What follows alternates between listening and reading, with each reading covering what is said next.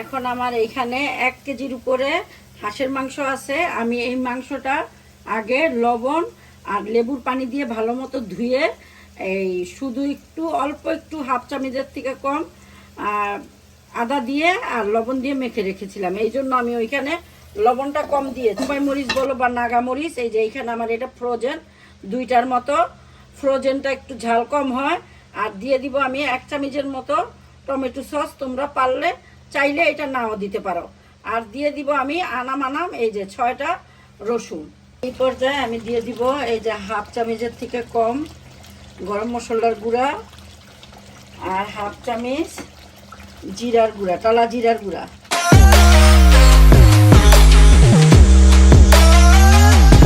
আসসালামু আলাইকুম ভিউয়ার্স, আমি আরেকটি রেসিপি নিয়ে হাজির হলাম।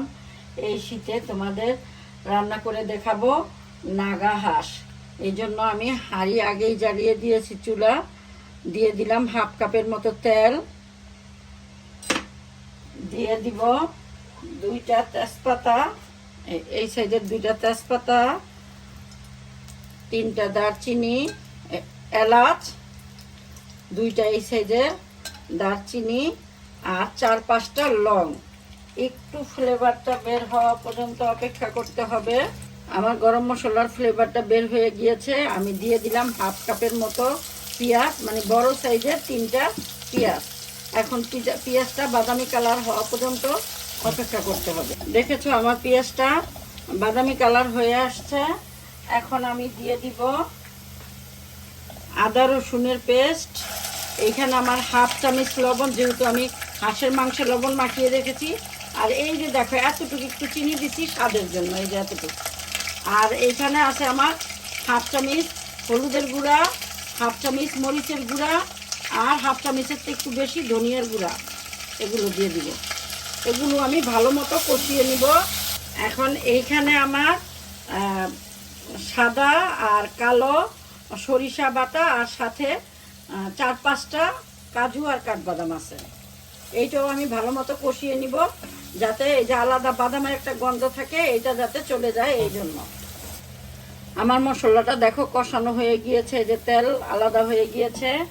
এখন আমার এইখানে 1 কেজির উপরে হাঁসের মাংস আছে। আমি এই মাংসটা আগে লবণ আর লেবুর পানি দিয়ে ভালো মতো ধুয়ে এই শুধু একটু অল্প একটু হাফ চামচের থেকে কম আদা দিয়ে আর লবণ দিয়ে মেখে রেখেছিলাম। এই জন্য আমি ওইখানে লবণটা কম দিয়েছি।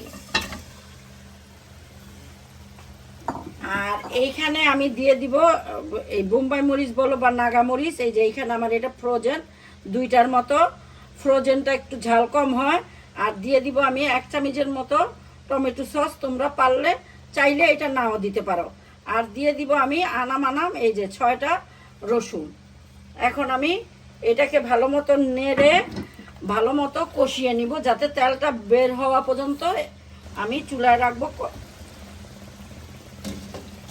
দেখো আমার মাংসটা কষানো হয়ে গিয়েছে। এখন আমি পানি দিয়ে দিব। যে কোনো মাংস রান্নায় তোমরা ফুটানো পানিটা দিবা, এতে করে মাংসের স্বাদ বেড়ে যায়। যেহেতু হাঁস সিদ্ধ হতে একটু সময় লাগে, আমি পানির পরিমাণটা একটু বেশি দিব।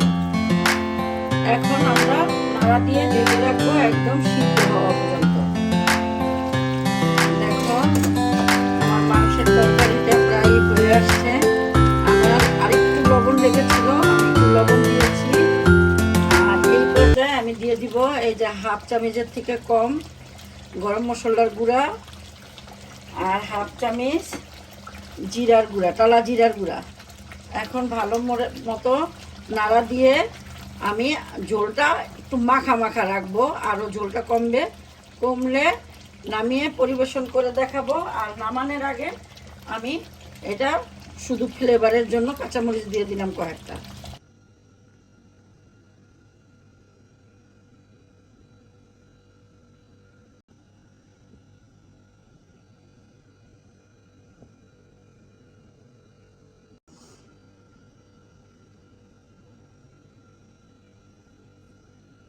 বিয়াস দেখো খুব সহজে নাগা হাঁস রান্না হয়ে গিয়েছে।